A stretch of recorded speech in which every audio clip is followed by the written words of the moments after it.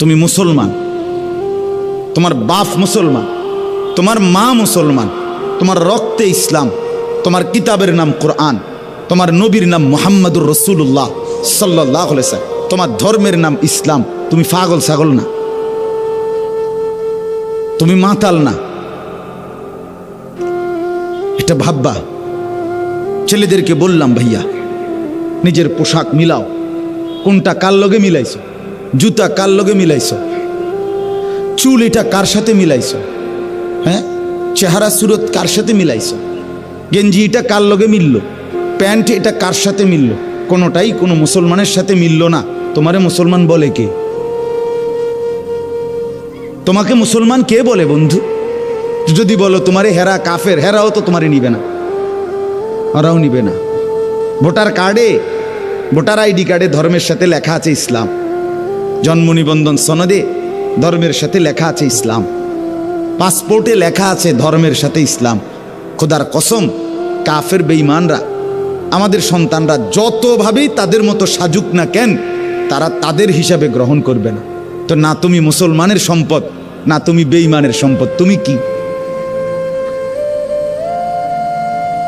বলো, নিজস্ব পরিচয় বলো। আমারটা তো আমি বললাম, আমার টুপি, আমার এটার দলিল বললাম। রাসূলুল্লাহ সাল্লাল্লাহু আলাইহি ওয়াসাল্লাম, সাহাবায়ে কেরাম তারা টুপি পরতেন, মাথায় কাপড় দিতেন, আমি দিছি। রাসূলুল্লাহ সাল্লাল্লাহু আলাইহি ওয়াসাল্লাম, সাহাবীরা যুগ যুগ ধরে নেককাররা, ওলামা, আউলিয়ারা দাড়ি রাখতেন, এজন্য আমি দাড়ি রাখছি। রাসূলুল্লাহ সাল্লাল্লাহু আলাইহি ওয়াসাল্লাম, সাহাবায়ে কেরাম যুগ যুগ ধরে আল্লাহর প্রিয় বান্দারা পাঞ্জাবি পরতেন, আমি এই জন্য পড়ি। রাসূলুল্লাহ সাল্লাল্লাহু আলাইহি ওয়াসাল্লাম, সাহাবায়ে কেরাম যুগ যুগ ধরে আল্লাহর প্রিয় বান্দারা লুঙ্গি পরতেন, আমি এই জন্য পড়ি। গেঞ্জি পরতেন, এই জন্য আমি গেঞ্জি গায়ে দেই। রাসূলুল্লাহ সাল্লাল্লাহু আলাইহি ওয়াসাল্লাম, সাহাবায়ে কেরাম যুগ যুগ ধরে আল্লাহর প্রিয় বান্দারা মিসওয়াক করতেন, এজন্য আমি মিসওয়াক করি। রাসূলুল্লাহ সাল্লাল্লাহু আলাইহি ওয়াসাল্লাম, সাহাবায়ে কেরাম যুগ যুগ ধরে আল্লাহর প্রিয় বান্দারা আতর, সুগন্ধি ব্যবহার করতেন, এজন্য আমি সুগন্ধি ব্যবহার করি। রাসূলুল্লাহ সাল্লাল্লাহু আলাইহি ওয়াসাল্লাম, সাহাবায়ে কেরাম এবং সর্বযুগের নেককাররা সর্বযুগে ঢিলা কুলুক টয়লেট পেপার ব্যবহার করতেন, আমি এই জন্য ব্যবহার করি। আমারটা আমি বুঝাই দিলাম, তোমারটা তুমি বুঝাই দাও। বলো বাবা, বলো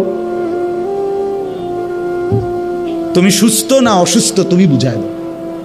তোমার নিজস্ব কোনো রুচি আছে কি না, তুমি বুঝাই দাও। আমার ভাই, নামাজের আজান দিলে অন্যত্র উঠবেন না কেউ, ইনশাআল্লাহ। এখানে আমরা আরেকটু দেরিতে, একটু দেরিতে 7:30টার পরে ইনশাআল্লাহ আমরা বয়ান শেষে একসাথেই মসজিদে, প্রয়োজনে এখানেও জায়গা না হলে এখানে মিলায়া একটু পরে নামাজ হবে, ঠিক আছে ইনশাআল্লাহ। আমরা সবাই নামাজ পড়ব। তাইলে আমি কথার প্রসঙ্গে এটা বুঝাইলাম। তুমি ভাইয়া দয়া করো, আপনাদের বাবাদেরকেও বলি, আপনার ছেলেকে জিজ্ঞেস করে, তুমি বাবা এটা কি শার্ট গায়ে দিলা, কি চুল রাখলা? এটা একদম সহজ কথা দোস্ত।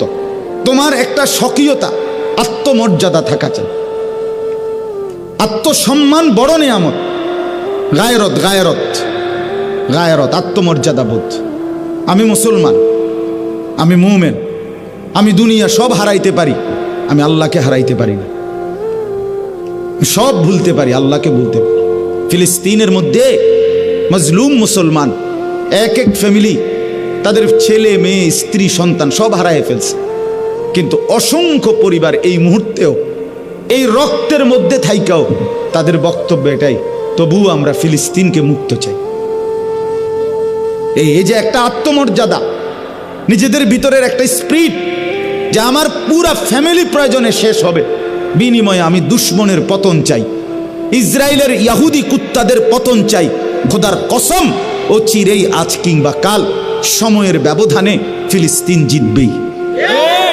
এটা বড় নিয়ামত। এই কনফিডেন্স যারা আছে, আত্মসম্মান যারা আছে, তোমাদের অসংখ্য ছেলেদের মধ্যে বেঈমান তোমাদেরকে লাওয়ারিশ বানায় দিছে, লাওয়ারিশ। তোমার বংশের কোনো পরিচয় নাই, তোমার ধর্মেরও কোনো পরিচয়। তুমি বাপ হারা, তুমি মা হারা, কারণ তোমার এই চুলের সাথে তোমার বাবা, দাদা, পরদাদা, তোমার গ্রাম, সমাজ, পাড়া, মহল্লা, দেশ, জাতি, কোরআন, সুন্নাহ, আল্লাহ, রসুল, ওলামা, দিনদার, কারোর সাথে তোমার এই চুলের কোনো সম্পর্ক নাই, তাহলে তোমারে তো লাওয়ারিশ বানায় দিছে। তুমি তো বেওয়ারিশ সন্তান, যার কোনো পরিচয় নেই, যার কোনো আত্মমর্যাদা নাই। আরে বেটা, এত বেগায়রত মুসলমান হয় না।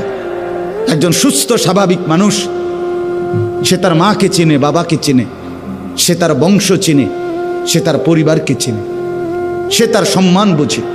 আমার আব্বা মসজিদের ইমাম ছিলেন, আমার আব্বা আলেম ছিলেন।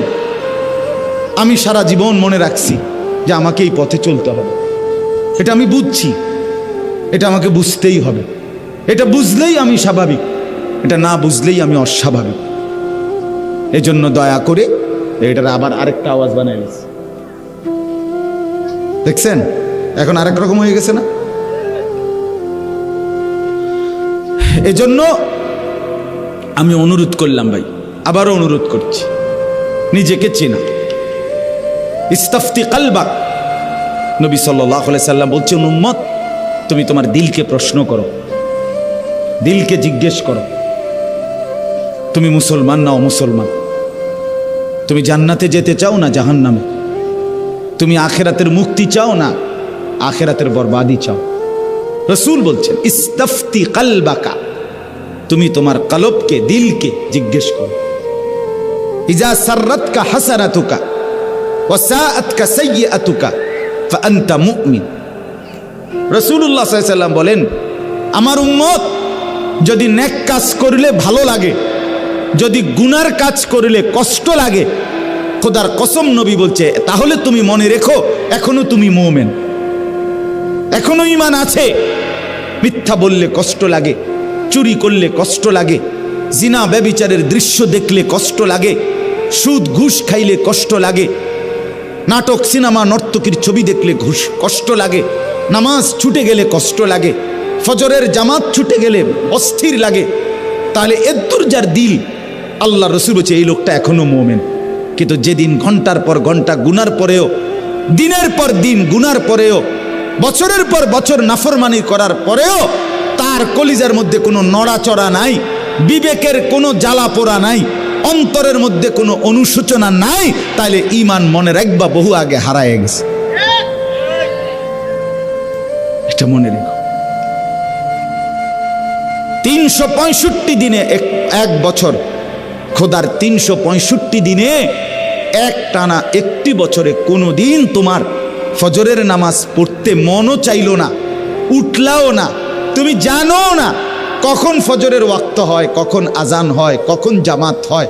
হায় দোস্ত, তুমি মানুষের বাচ্চা কিনা খবর নেই।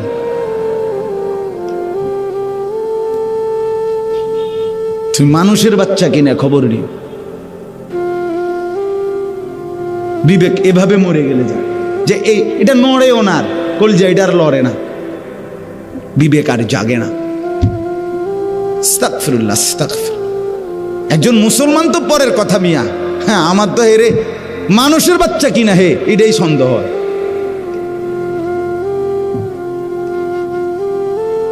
এক বছর 365 দিন, আল্লাহু আকবার, আল্লাহু আকবার। একটা বছরে কোনোদিন মন চাইলো না, মনেও পড়ে না কিরে আমি যে মুসলমান, আমাদের উপরে যে একটা ফজরের নামাজ আছে ফরজ, এটা আমি পড়বো কোন দিন? এই কথাটা যার একদিনও মনে হইল না, আরে তুই মুসলমানের বাচ্চা কেমনে বেটা? বলো বলো ভাইয়া। এই জন্য বিবেক মরে গেলে, অনুভূতি যদি মরে যায়, এই লোকটার মৃত্যু হয়ে যায়। কোরআনুল কারীমের মধ্যে আছে, আল্লাহ তাআলা বলছে, বন্ধু দেখবেন যেই লোক মনের ইচ্ছা মতো চলে, মনের চাহিদা মতো চলে, কোরআনকে বাদ দিয়ে, রসুলকে বাদ দিয়ে, খোদার কসম এই কোরআনের আয়াত, আল্লাহ বলছে ইনহুম ইল্লা কাল আনআম। নবীকে আল্লাহ বলছে, বন্ধু তার পরিচয় শুনেন, সেই লোকগুলো আর কিছু নয়, আর কিছু নয়, শুধুই জানোয়ার, শুধুই জানোয়ার, শুধুই জানোয়ার। কোরআনে শুধুই জানোয়ার। দেখেন না, জানোয়ার খায়, ঘুমায়, পেশাব পায়খানা করে, আর লজ্জাস্থানের চাহিদা পূরণ করে, যৌন চাহিদা। এই জানোয়ারও শুধু খায়, ঘুমায়, পেশাব পায়খানা করে, আর 24 ঘন্টার মধ্যে 18 ঘন্টা মোবাইলে নর্তকীর ছবি, নাচ, উলঙ্গ দৃশ্য, রাস্তার নারী, এই তার জিন্দিগি। মানে আসছে শুধু শাহওয়াত পূরণের জন্য। আস্তাগফিরুল্লাহ, আস্তাগফিরুল্লাহ। আল্লাহ আমাদেরকে এজন্যই বানাইছেন। আপনি ভেবে দেখেন, ইনহুম ইল্লা কাল আনআম, আল্লাহ বলেন এটা আর কিছু নয়, শুধুই চতুষ্পদ জন্তু। এই জন্য বললাম ছেলেদেরকে, নিজেকে চালাক ভাইব না। আল্লাহর নাফরমান কখনো চালাক হয় না। কোরআনুল কারীমের মধ্যে আছে, হযরত ইউসুফ আলাইহিস সালাম ওনার 10 ভাই পরবর্তীতে যখন পরিচয় হইছে মিশরে, ইউসুফ নবী যখন বাদশাহ হইছেন, 10 ভাই যখন অভাবের তাড়নায়, দারিদ্রতার কারণে, দুর্ভিক্ষের সময় খাবার কিনতে আসছে, 3 বারের বার তৃতীয়বারে ইউসুফ নবী পরিচয় দিছে 10 ভাইকে। পরিচয় দিয়া বলছিল, হালা আলিমতুম মা ফাআলতুম বিইউসুফা ওয়া আখিহি ইদ আনতুম জাহিলুন। তোমাদের কি মনে আছে যখন তোমরা মূর্খ ছিলে, তখন তোমরা তোমাদের ভাই ইউসুফ আর তার ছোট ভাই বিনিয়ামিনের সাথে কি করেছিলে? এইখানে তাফসিরে ইবনে কাসিরের মধ্যে লিখছে, ইউসুফ নবী তার ভাইদেরকে বলছে, তোমরা যে গুনাহ করছো, এই গুনাই প্রমাণ করে তোমরা মূর্খ। হাদিসের মধ্যে আছে, নবী সাল্লাল্লাহু আলাইহি ওয়াসাল্লাম বলছেন, লাউ তা'লামুনা মা ফিন নিদা ওয়াস সাফিল আউয়াল সুম্মা লাম ইয়াজিদু ইল্লা আন ইস্তাহামু আলাইহি লাস্তাহামু। নবীজি বলেন, আমার উম্মত মসজিদে আজান দেওয়া এবং মসজিদে প্রথম কাতারে বসা, এই 2 আমলের মধ্যে কি পরিমাণ নেকি যদি তোমরা বুঝতা, তাইলে লটারি দিয়ে হলেও নিজেদের মধ্যে এই 2টি আমলে যত্নবান হইত। অর্থাৎ আজানের টাইম হয়েছে, তো 10 জন দাঁড়ায় গেছে, দাঁড়ায় আছে মাইকের সামনে, আমি আজান দেব ফি সাবিলিল্লাহ। তখন লটারি দিয়ে ঠিক করতে হইতো যে কে দিবে এখনকার আজান। মসজিদের প্রথম কাতারে বসতে পারে 30 জন, একসাথে ঢুকছে 50 জন, আমরা সবাই বসতে চাই, তাইলে লটারি দিয়ে ঠিক করতে হতো যে প্রথম কাতারে কে বসবে। তার মানে সামনে বসার নেকি, অনেক নেকি, অনেক নেকি। এজন্য সব সময় মনে রাখবেন, ওলামায়ে কেরামের চোখের কাছে, দ্বীনি মজমার চোখ কাছে বসার মধ্যে বরকত বেশি। মুসলিম শরীফের হাদিস আছে, আল্লাহর নবী সাল্লাল্লাহু আলাইহি ওয়াসাল্লাম বলেন, খায়রু সুফুফির রিজালি আউয়ালুহা ওয়া শাররুহা আখিরুহা। পুরুষের জন্য সর্বোত্তম হলো প্রথম কাতার, সবচেয়ে অপছন্দনীয় হলো পিছনের কাতার। রাসূলুল্লাহ সাল্লাল্লাহু আলাইহি ওয়াসাল্লাম বলেন, আর ওয়া খায়রু সুফুফিন নিসাই আখিরুহা ওয়া শাররুহা আউয়ালুহা। আর মহিলার জন্য সবচেয়ে উত্তম হলো পেছনের কাতার, সবচেয়ে অপছন্দনীয় হলো প্রথম কাতার। মহিলা পুরুষের সামনে থাকা এটা অপছন্দনীয়, এটা ইউরোপ বানায় নিছে, লেডিস ফার্স্ট। না, লেডাস ফার্স্ট, কারণ এটা আমি বানাইলাম ইংরেজি। পুরুষ আগে, অধিকার এবং মর্যাদা, এই কথার অর্থ আল্লাহ তাআলার নিজামকে উলটপালট করা না। কোনো কিছুকে সম্মান দিতে হইলে, অধিকার দিতে হইলে এর অর্থ এই না যে আল্লাহর বিধান, রাসূলের বিধানকে লঙ্ঘন করা আর এটার দ্বারা অধিকার প্রতিষ্ঠিত করা। না, এটার দ্বারা অধিকার হয় না, প্রকারান্তরে অধিকার খর্ব করা হয়। এই জন্য আল্লাহ নবী সাল্লাল্লাহু আলাইহি ওয়াসাল্লাম বলছেন, নারীর জন্য পেছন, অর্থাৎ সে পেছনে হাঁটবে, পুরুষ সামনে হাঁটবে, পুরুষ সামনে থাকবে। হযরত মূসা আলাইহিস সালাম, তাফসীরের মধ্যে আছে, মূসা আলাইহিস সালাম যখন মিশর থেকে চলে গেছিলেন ফেরাউনের বাহিনীর ভয়ে, ছোটবেলায়, ছোট না মানে কিশোর বয়স বা যুবক বয়স এই সময়, তখন পার্শ্ববর্তী যেই দেশে গেছিলেন ওই দেশের নাম হলো মাদায়েন। তো সেখানে 2 বোন বকরিকে পানি পান করাইবার জন্য কূপের কাছে আসছিল, কিন্তু পুরুষদের বীরের কারণে তারা আগাইতে পারতেছিল না। তখন মূসা আলাইহিস সালাম ওই 2 বোনের বকরিগুলো তিনি নিজে কূপের থেকে পানি উঠাইয়া পানি পান করাই দিছিলেন। তো এগুলো নিয়ে যখন ওই 2 মেয়ে ঘরে ফিরছে, তখন তাদের বাবা এই দুই বোনের বাপ যিনি ছিলেন তিনি নবী ছিলেন, হযরত শুআইব আলাইহিস সালাম। তিনি পুরা ঘটনা শুইনা একটা মেয়েকে পাঠাইছে যে তুমি গিয়া ওই যুবক ছেলেটাকে ডেকে নিয়ে আসো, সে যে আমাদের বকরিকে পানি পান করায় দিল, এর জন্য কিছু পারিশ্রমিক দিতে হবে। তখন এই একজন মেয়ে আবার আয়েশা মুসা নবীর কাছে আসছে, আয়েশা ডাকছে যে আমাদের বাবা আপনাকে ডাকতেছেন, আপনাকে আপনার পারিশ্রমিক দিবে, আপনি আমাদের বাড়িতে চলেন। এই তখন তাফসিরে স্পষ্ট আছে মুসা আলাইহিস সালাম ওই মেয়েকে বললেন যে বাড়িতে তো যাবে ঠিক আছে, কিন্তু মূলত যে রাস্তা দেখায় সে তো সামনেই থাকে, কিন্তু এখানে যেহেতু এটা মেয়ে, এই জন্য মুসা নবী স্পষ্ট বললেন তুমি পিছনে থাকো, আমি সামনে হাঁটবো, তবে পিছন থেকে তুমি ডান বাম বল। কথা বুঝছেন কিনা বল? ডান বাম তো সেই বলতে হবে, নাহলে উনি তো আর চিনে না, কিন্তু তুমি পিছন থেকে বলবা, সামনের থেকে না। এই জন্য এটা জরুরি বিষয়। যাই হোক, তাহলে বলার উদ্দেশ্য হলো অনেক মানুষের মসজিদে জুমার দিন অথবা অন্য সময়ও আসছে মসজিদে আগেই আসে ওই বারান্দাত বসে থাকে, ও মসজিদের কোনার খুঁটির সাথে বসে থাকে, বাউন্ডারি ওয়ালের মধ্যে হেলান দিয়া দুই পা আলগি দিয়া এই বসে বসে জিমা। আশ্চর্য কথা, আপনি আসলেন আগে তা পিছনে পড়ে রইলেন কেন? পিছনে পড়ে রইলেন কেন? এই জন্য সব সময় আল্লাহর ঘর মসজিদে যতটা সম্ভব প্রথম কাতারে, যতটা সম্ভব সামনে বসার চেষ্টা করবেন। বলেন ইনশাআল্লাহ। আল্লাহ তাআলা আমাদেরকে তৌফিক দান করে। বলতেছিলাম আমি যে কথাটা যে কম দেখা যাক, এতে কোনো আপত্তি নাই। কেন বললাম? কোরআনুল কারীমের মধ্যে আছে, আল্লাহ তাআলা বলছেন কালিলাম মা তাশকুরুন। কোরআনে আল্লাহ বলেন আমার শুকর আদায় করে, কৃতজ্ঞতা আমি আল্লাহর আদায় করে এমন বান্দা কম। কালিল ওয়া কালিলুম মিন ইবাদিয়াশ শাকুর। আল্লাহ বলেন আমার কৃতজ্ঞ বান্দা পরিমাণে কম। কালিলাম মা তাযাক্কারুন, আমি আল্লাহর কথা থেকে উপদেশ গ্রহণ করে কম। কালিল, কম। কোরআন শরীফের বহু আয়াত আছে, আল্লাহ তাআলা বলছেন ইন ইয়াকুম মিনকুম 20 সাবিরুনা ইয়াগলিবু মিআতাই। তোমরা যদি ঈমানদার, আল্লাহর প্রতি পূর্ণ বিশ্বাসী হয়ে থাকো 20 জন, তাহলে তোমরা বিজয় লাভ করবে 200 জন নাফরমান বেঈমানের উপরে। তাইলে ঈমানদারের পরিমাণ হবে কত? বেশি না কম? কম। এই যে 20 জন কইল, কিন্তু বিজয় লাভ করবে 200 বেঈমানের উপরে, 200 নাফরমানের উপর। কোরআন শরীফ আল্লাহ বলছেন কাম মিন ফিআতিন কালিলাতিন গালাবাত ফিআতান কাসীরা।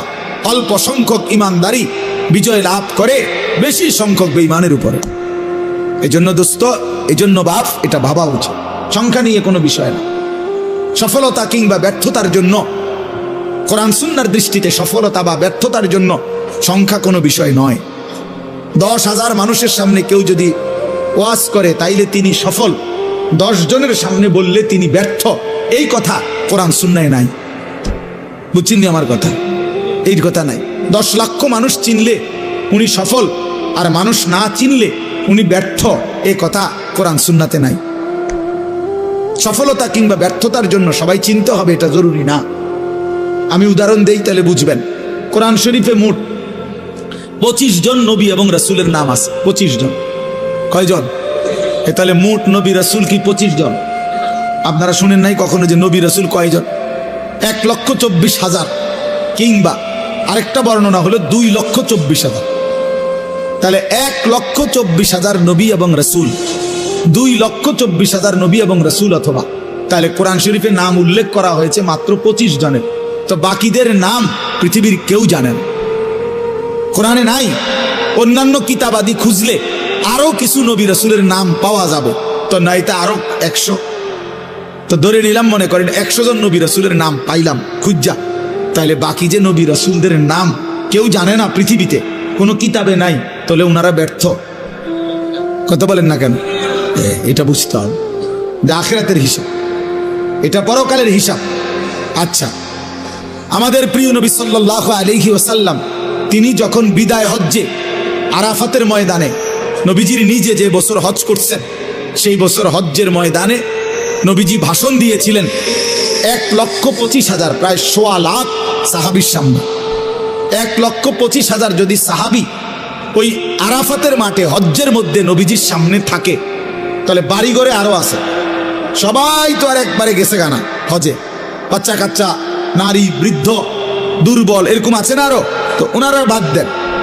এই 1,25,000ই ধরেন, এই 1,25,000 সাহাবীর মধ্যে সারা পৃথিবীর সমস্ত কিতাব একত্র করলেও 5,000 সাহাবীর নাম খুঁজে পাওয়া যাবে না, 2,000 সাহাবীর নাম খুঁজে পাওয়া যাবে না। অল্প কিছু সাহাবীর নাম পৃথিবীতে আছে, মানে কিতাবে আছে, উল্লেখ আছে। তাইলে আপনি ধরেন একেবারে 5,000-এর নাম পাওয়া গেল, ধরে নিলাম কথার কথা, তাহলে 5,000 সাহাবীর নামও যদি খুঁজে পাওয়া যায়, তাইলে তো শুধু হজ্জের ময়দানের ওই 1,20,000 সাহাবীর নাম পৃথিবীর কেউ জানে না, তো ওনারা ব্যর্থ। এইটা আমরা মনে রাখতে হবে, এটা খুব জরুরি বিষয়। এক তো আখিরাতের মুআমালা, আরেক তো হলো দুনিয়ার, আপনাদের দুনিয়ার হিসাব। দুনিয়ার হিসাবে জনপ্রিয়তা, খ্যাতি, এটা একটা বিষয় অনেকে ভাবতে পারে, কিন্তু আখিরাতের দৃষ্টিতে জনপ্রিয়তা অথবা অপরিচিতি এটা কোনো বিষয় না। বিষয় হলো আল্লাহ তাআলা গ্রহণ করলেন কিনা, গ্রহণ করলেন কিনা। আমারে 10 লক্ষ মানুষ চিনে, কিন্তু আল্লাহ তাআলা গ্রহণ করে নাই, তো 2 পয়সার কোনো মূল্য নেই, 2 পয়সার মূল্য নেই। হ্যাঁ, আমারে 50 লক্ষ মানুষ চিনে, তো এতে করে আমার কবরের আযাব মাফ? 1 কোটি মানুষ চিনে আমারে, কবরের আযাব মাফ আমার? না বন্ধু, না বাপ, এটা বুঝতে হবে।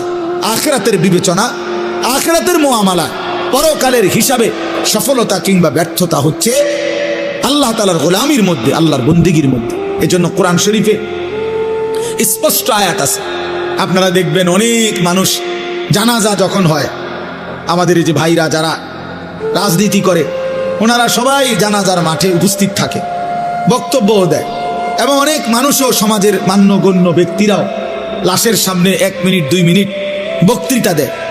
কিন্তু অধিকাংশই বক্তৃতা দিতে গিয়ে একটা লাইনে শুধু বলে যে কুল্লু নাফসিন যায়িকাতুল মাউত, আমাদের সকলকেই মৃত্যুবরণ করতে হবে। কিন্তু মজার বিষয় হলো কোরআন শরীফের যত জায়গায় এই কথাটা আছে, এতটুকু বলে কোনো জায়গায় আল্লাহ কথা শেষ করে নাই। বুঝেন নাই আমার কথাটা? সকলকেই মৃত্যুর স্বাদ গ্রহণ করতে হবে, এরপরে কথা শেষ, একটা দাড়ি, এমন না। প্রত্যেক আয়াতে এই কথার সাথে আরো কথা আছে। সেই কথাটা কি? সেই কথাটা কি? আল্লাহ তাআলা কোরআনুল কারীমে স্পষ্ট বলছেন, কুল্লু নাফসিন যায়িকাতুল মাউত, প্রতিটি প্রাণ, প্রতিটি আত্মাকেই মৃত্যুর স্বাদ গ্রহণ করতে হবে। তবে এই আল্লাহ আয়াত শেষ করে নাই, এর পরের কথাগুলো শুনেন। আল্লাহ বলেন, ওয়া ইন্নামা তুওয়াফাউনা উজুরাকুম ইয়াউমাল কিয়ামা, এবং অবশ্যই তোমাদেরকে তোমাদের সারা জিন্দেগীর কৃতকর্মের ফলাফল আখিরাতে কিয়ামতের দিন দেয়া হবে। এরপরে আল্লাহ বলেন, ফামান যুহজিহা আনিন নার ওয়া উদখিলাল জান্নাতা ফাকাদ ফাজা। বাপ মনোযোগ দিয়া শুনেন, অল্পই শুনেন, দিল দিয়া শুনেন, একজনই শুনেন, আমার কোনো অসুবিধা নেই। আমি তো আর প্রার্থী না, কাজের সমস্যা নাই, আমার কোনো এত সমর্থনের কি আছে যে আমি সবাই আমার ভোটার হাইতে, এমন কিচ্ছু না। তা কাজে একজনই শুনেন। তাই এই জন্য বললাম যে আল্লাহ তাআলা বলেন, ফামান যুহজিহা আনিন নার ওয়া উদখিলাল জান্নাতা, আল্লাহ বলেন আখিরাতের ময়দানে, হিসাবের মাঠে যাকে জাহান্নাম থেকে মুক্তি দেয়া হবে এবং জান্নাতে প্রবেশ করানো হবে, খোদার কসম আল্লাহ বলেন, ফাকাদ ফাজা, সেই কেবল সফল হলো, সেই কেবল কৃতকার্য হলো, সেই কেবল কামিয়াব হলো। এরপরও শেষ হয়েছে না কথা, আরটু রয়েছে। এরপরে আল্লাহ বলেন, অতএব তোমরা যদি জানতে চাও বান্দা, তাহলে দুনিয়ার সফলতা ব্যর্থতা এটা। আল্লাহ বলেন, ওয়ামাল হায়াতুদ দুনিয়া ইল্লা মাতাউল গুরুর। এই বান্দা মনে রেখো, দুনিয়ার জীবন শুধুই ধোঁকা, ধোঁকা, ধোঁকা, ধোঁকা, ধোঁকা, এটা ধোঁকা। দুনিয়া ধোঁকা। আল্লাহ কোরআনে বানানেওয়ালা যিনি, তিনি বলছেন এটা ধোঁকা। যিনি সৃষ্টিকর্তা তিনি বলছেন, কোম্পানি বলছে এটা 2 নম্বর। আপনি কীর্তেন কোন গাছ জোরে, এটা 1 নম্বর। কোম্পানি প্রোডাক্ট করে, যে উৎপাদন করছে যিনি, উনি বলছে এটা খেলনা, আপনি কীর্তেন কোন এটা আসল। যিনি বানাইছেন তিনি আল্লাহ, তিনি বলছেন, ওয়ামা হাদিহিল হায়াতুদ দুনিয়া ইল্লা লাহবুন ওয়া লাইব। বান্দা, দুনিয়া আমি বানাইছি, আমি জানি আমি কি বানাইছি। আল্লাহ বলে দুনিয়ার জীবন শুধুই তামাশা, শুধুই খেলাধুলা। লাহবুন লাইবুন খেলাধুলা, তামাশা, মালাঠোলা। মালাঠোলা ছোটবেলায় আমরাও মালাঠোলা খেলছি, ছোটবেলায় আমরাও মালাঠোলা খেলছি। ছোট ছোট বাক্সে আপনার রান্না বান্না করছি, আর ছোট ছোটরা একসাথে অনেক রান্না বান্না মালাঠোলা দিয়ে করছি। সন্ধ্যা হলে মা ডাক দিছে তো নিজের হাতে সব ভাঙ্গিয়া চুরা আবার মায়ের ডাকে মায়ের কোলে ফিরে গেছি। এই না দুনিয়া, এই দুনিয়া আল্লাহ বলছে এরকম মালাঠোলা। অতএব বাপ, এই কথাটা আমরা মনে রাখতে হবে, সফলতা কিংবা ব্যর্থতা ফায়সালা হবে হাসরের ময়দানে। ऐसे रहे या वैसे रहे वहां देखना फिर कैसे रहे। এভাবে থাকেন আর ওইভাবে থাকেন, দুনিয়া একভাবে পার হয়েই যাবে, কিন্তু দেখার বিষয় হলো ওয়াহা দেখনা ফের कैसे रहे, সেখানে কেমন থাকবেন ওটা হলো দেখার বিষয়। এখানে হাসলেও মরে যাবেন, এখানে কাঁদলেও মরে যাবেন। আমার ভাই, এই যারা মোবাইল হাতে ধরে রাখছেন, আপনি কিচ্ছু বুঝতেন না, এই মোবাইল এটা লই এই জীবন শেষ হল। এই জিন্দিগি এই মোবাইলের উপরে শেষ। এই অসভ্যতা, এই অসভ্যতাই জীবন শেষ, কিচ্ছু বোঝে না। ওই যে ভাই নিজে নিজে হাসে, এইটাই জিন্দিগি, এটা এক খামখেয়ালির জিন্দিগি। মনে রেখে সিফা প্যান্টের কারণে বসতে পারে না ঠিক মতো, এটা তার উপরে আযাব। হ্যাঁ, জানেন না, বাস্তবতা এটা। মূলত আফ্রিকাতে যাদেরকে দিয়ে কাজ করাতো, উট চড়াইতো, বকরি চড়াইতো মরুভূমিতে, তাদের জন্যই এই সিফা প্যান্ট আবিষ্কার হয়েছে। বা সত্য, এটাই ইতিহাস, এটাই বাস্তবতা। মানে এই টাইট প্যান্ট আবিষ্কার হয়েছে আফ্রিকার যারা কৃতদাস এবং যাদেরকে দিয়ে মরুভূমিতে বকরি, উট, দুম্বা এগুলো চড়াইতো, যাদেরকে দিয়ে এদের জন্য এই টাইট প্যান্ট পরাইতো, যাতে করে তারা ইচ্ছা করলেই বসতে না পারে, কাজে যেন ফাঁকি না দিতে পারে। এই জন্য এই টাইট প্যান্ট, এটা গোলামের পোশাক,